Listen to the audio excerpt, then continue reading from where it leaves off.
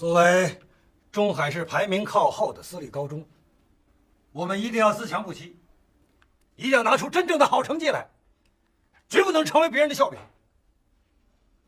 今年，我们一定要在升学率上和考试成绩上拿下中海市的前3名。谁做不到，那就自愿请辞。我觉得校长讲的是非常正确，我坚决拥护校长的决议。学校嘛，当然要以学生的学习成绩来说话，是不是？我们一定要充分的提高学生们的学习积极性。邱主任说的很好嘛。校长，我还有个提议，就是咱们这个每周1星计划还要继续开展，一定要对那些破坏学校学习气氛、影响其他学生学习的这些差生予以通报和处罚，严肃咱们校园的风气。邱主任，您这马屁拍的可真是不分春夏秋冬啊！校长，您同意弄这个每周1星，你们每个礼拜选出一个表现最差的学生，是引以为戒了。可是你们有替他考虑过吗？啊？非常时机必须有非常的手段。这个事儿啊，就这么决定了。从下周1开始，每周1星，继续。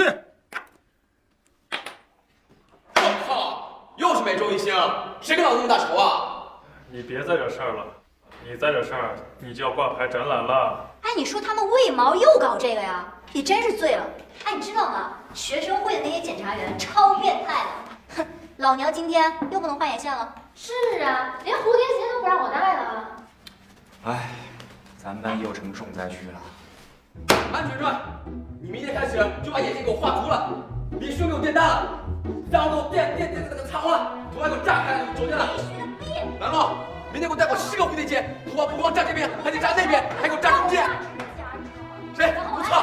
明天一到学校的电脑 ，iPad 拿进来就在那大大方方给我玩，然后来，飞到学校电脑把资料全给我黑光。我来，他妈所有人都以为你们有一团，知道没有？我查资料，给我。安静。老师一进来就放嘴里，给我让哭的。他说什么你安静。你信了？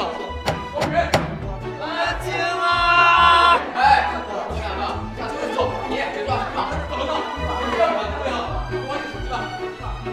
哎你，下次就剃2个大的双眼皮，把眼睛撑大了，把眼皮又撑大，看着老师，看着能干什么，听到没有？不想被过关斩将，就他妈的给老子好好学习！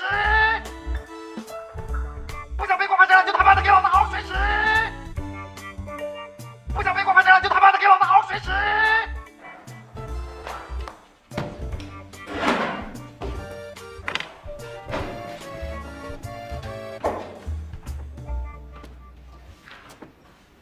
安静的时候，看着挺像个学生的，啊，不错啊。